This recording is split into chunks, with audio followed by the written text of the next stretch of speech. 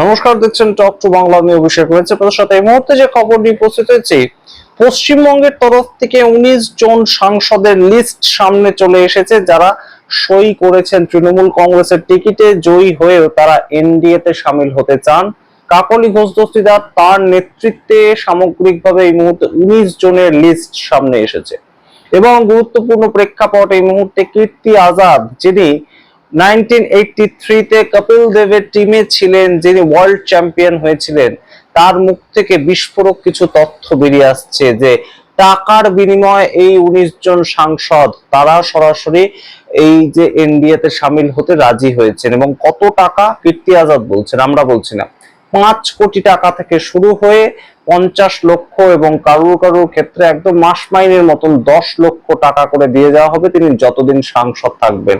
একদম সঠিক শুনছেন, এই কথা বলছেন তৃণমূল কংগ্রেসের এমপি কীর্তি আজাদ, যিনি আগে অবশ্য বিজেপির এমপি ছিলেন, কিন্তু পরবর্তীতে তিনি নিজে বলেন যে তিনি বিজেপি ছেড়ে বেরিয়ে এসেছেন এবং তার পরবর্তীতে তৃণমূল জয়েন করে এই মুহূর্তে রীতিমতন ফিউরিয়াস হয়ে রয়েছেন। কয়েকদিন আগে তিনি প্রেস কনফারেন্সও করেছিলেন, কিন্তু তার থেকেও বিস্ফোরক এই মুহূর্তে যে তথ্য তিনি তুলে ধরেছেন সেটা গুরুত্বপূর্ণ। তার সেই ইন্টারভিউ গুরুত্বপূর্ণ এই মুহূর্তে ভাইরাল হচ্ছে। শুধু তিনি একাই নন, সৌগত রায় দমদমের এমপি, বহুদিনের সাংসদ, তিনিও বলছেন তাকেও টাকা অফার করা হয়েছিল। মহুয়া মৈত্র, তাদের মতন মানুষজন কিন্তু বিস্ফোরক হয়ে মুখ খুলেছেন। এবং কীর্তি আজাদ সবচেয়ে গুরুত্বপূর্ণ ভাবে সমস্ত বিষয়টা একদম বলে দিচ্ছেন যে কাকে 5 কোটি টাকা দেওয়া হয়েছে, কাকে 50 লক্ষ টাকা দেওয়া হয়েছে, কাকেই বা 10 লক্ষ টাকা দেওয়া হয়েছে, এবং টাকা না নিলে কিভাবে তাদেরকে ভয় দেখানো হচ্ছে। সমস্তটা বলবো বিস্তারিত। তার আগে অবশ্যই টক টু বাংলা ইউটিউব চ্যানেলকে সাবস্ক্রাইব করুন, এই ভিডিও দেখুন শেষ অবধি স্কিপ না করে। আপনারা জানেন যে এই মুহূর্তে পশ্চিমবঙ্গের রাজ্য রাজনীতিতে তৃণমূল কংগ্রেসের দল সম্পূর্ণ ভেঙে টুকরো টুকরো হয়ে গিয়েছে রেজাল্ট বেরোনোর মাত্র 1 মাসের মধ্যে।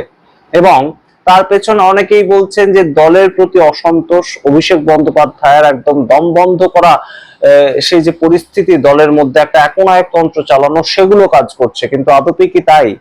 সেগুলো হয়তো অবশ্যই কাজ করছে, কিন্তু শুধুই কি সেটুকু? তাই জন্য কি একদম দলে দলে এমপিরা সব এনডিএ তে চলে যাচ্ছেন?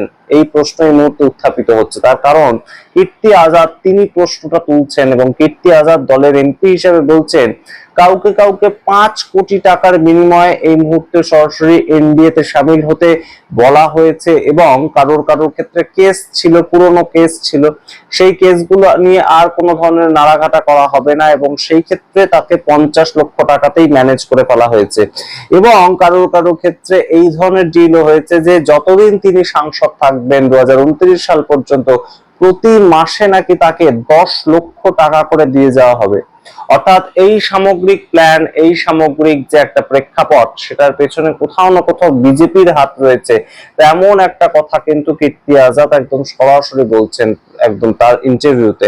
গুরুত্বপূর্ণ জায়গাটা যখন তৈরি হয়েছে, তিনি বলছেন যে এই সংখ্যাটা ছিল 13 থেকে 14। তো 13 থেকে 14 সংখ্যাটা নিয়ে যদি তারা স্পিকারকে চিঠিটা দেন, তাহলে তো অবশ্যই সেই ক্ষেত্রে দলত্যাগ বিরোধী আইন তাদের ক্ষেত্রে লাগু হয়ে যাবে। এবং সেই জায়গাটার ক্ষেত্রেই তারা এই মুহূর্তে 19 জন সাংসদ একত্রিত হয়ে তারা একদম সরাসরি চিঠিটা দিচ্ছেন। সেই জায়গাটা কিন্তু গুরুত্বপূর্ণ, তার কারণ তাহলেই একমাত্র তাদের বিরুদ্ধে দলত্যাগ বিরোধী আইনটা লাগু হবে না, কারণ 2/3 তাহলে তারা ছেড়ে চলে আসছেন, এই বিষয়টা প্রমাণিত হবে। এবং সেই জায়গা থেকে এই মুহূর্তে তিনি বলছেন যে 13-14 জন ছিল, কিন্তু তার পরবর্তীতে বাদবাকি যারা হচ্ছিল না রাজি এই সামগ্রিক বিষয়টাতে, তাদেরকে ভয় দেখানো হচ্ছিল। এবং কীর্তি আজাদ নিজেও বলছেন যে আমাকেও এখনো পর্যন্ত ভয় দেখানো হচ্ছে। তিনি নাম করে বলছেন যে বাপি হালদারের ঘর ভেঙে দেওয়া হয়েছে এবং তার পরবর্তীতে তাকে ভয় দেখানো হয়েছে। এবং অবশ্যই প্রথমবারের সাংসদ বাপি হালদার ভয় পেয়ে গিয়েছেন, তেমন কথা কীর্তি আজাদের মুখ থেকে রীতিমতন কিন্তু ভাইরাল হচ্ছে এই মুহূর্তে। তিনি এএনআই তাদেরকে দেয়া ইন্টারভিউতে এই ধরনের কথা জানিয়েছেন। আমরা অবশ্যই সেই ইন্টারভিউ চালাতে পারছি না কপিরাইটের কারণে, কিন্তু সম্পূর্ণ এই যে কথা, এই কথার অভিঘাত যে শুধুমাত্র পশ্চিমবঙ্গের এমপি ভাঙার ক্ষেত্রে সীমাবদ্ধ থাকবে না, সেটাই কিন্তু এই মুহূর্তে আরো গুরুত্বপূর্ণ একটা খবর। তার কারণ এনসিপি, অর্থাৎ আপনাদেরকে গতকালে আমরা একটা ভিডিও দেখিয়েছিলাম যে এনসিপি প্রধান শরদ পাওয়ার, যাকে ভারতবর্ষের রাজনীতির চাণক্য বলা হতো এতদিন, সেই চাণক্য যখন বয়স হচ্ছে তারও পার্টি কিন্তু ভেঙে যাচ্ছে, তেমন একটা খবর। কারণ এনসিপির পক্ষ থেকে যে সাংসদরা রয়েছেন তারা সুপ্রিয়া সুলে ছাড়া, অর্থাৎ শরদ পাওয়ারের মেয়ে, নিজের মেয়ে ছাড়া কিন্তু কেউই এই মুহূর্তে একদম এনসিপির সঙ্গে সম্পৃক্ত থাকবেন তেমন জায়গাটায় নেই। এই মুহূর্তে শরদ পাওয়ারের 8জন এমপি রয়েছে এবং 8জনের মধ্যে একজন ছাড়া অর্থাৎ সুপ্রিয়া সুলে ছাড়া 7জনই কিন্তু বিজেপির সঙ্গে সম্পর্কিত রয়েছেন, যোগসূত্র রয়েছেন এবং তারাও যে কোনো সময় ফ্লিপ করতে পারেন। এই ধরনের ঘটনা কিন্তু এই মুহূর্তে এই ধরনের ঘটনা এই মুহূর্তে আরো ঘটবে। শুধুমাত্র সুপ্রিয়া সুলে এবং তার যে এনসিপি পশ্চিমবঙ্গের তৃণমূল কংগ্রেস সেখানেই থেমে থাকবে না, জেডিইউ অর্থাৎ নীতিশ কুমারের জেডিইউ সেই দল ভাঙানোরও কিন্তু একটা সম্পূর্ণ চেষ্টা চলছে এই মুহূর্তে। সম্পূর্ণটা আপনারা ধৈর্য ধরে শুনুন। তার আগে শুনুন সুপ্রিয়া সুলে তিনি কি বলছেন। তিনি বলছেন, আমি এই মুহূর্তে বুঝতে পারছি না কি হতে চলেছে, তার কারণ সম্পূর্ণ বিষয়টা ঘেটে গিয়েছে। অর্থাৎ কল্যাণ বন্দ্যোপাধ্যায় কয়েকদিন আগে যেমন বলছিলেন যে নিজেকে অসহায় লাগছে, ঠিক তেমন কথা বলছেন সুপ্রিয়া সুলে। होगा कैसे होगा ये वक्त ही बताएगा, और जो तृणमूल कांग्रेस में होता है वो हम सह चुके। पहले शिवसेना तोड़ी, उसके बाद एनसीपी तोड़ी, अब तृणमूल की बारी, तो हम ये भुगत चुके हैं। অর্থাৎ এই যে অপারেশন লোটাসটা এই মুহূর্তে কিন্তু শুধুমাত্র পশ্চিমবঙ্গের ক্ষেত্রে, শুধুমাত্র মহারাষ্ট্রের ক্ষেত্রে হচ্ছে তেমন নয়। মহারাষ্ট্রে আরেকটা পার্টি যেটা ইন্ডিয়া অ্যালায়েন্সের সঙ্গে রয়েছে, উদ্ধব ঠাকরের পার্টি, আপনাদেরকে জানিয়েছিলাম ইউবিটি, সেটাও কিন্তু রীতিমতন ভাঙনের দরজায় কড়া নাড়ছে। তার কারণ রীতিমতন তার যে দলের 9জন সাংসদ, সেই 9জন সাংসদের মধ্যে 7জন ইতিমধ্যেই একনাথ শিন্ডে তাদের দলে শিফট করে যাবেন তেমন একটা কিন্তু কথাবার্তা চলছে। এবং তাদের বক্তব্যটা হচ্ছে যে আমরা যে দলের শিবসেনা হিসেবে আমরা পরিচিত, তো সেই শিবসেনার প্রতীক যাদের কাছে আছে তাদের সঙ্গে সম্পৃক্ত হতে চাই, কিন্তু সেখানেও তো খেলাটা অন্য কেউ খেলছে তেমনই একটা ইঙ্গিত উঠে আসছে।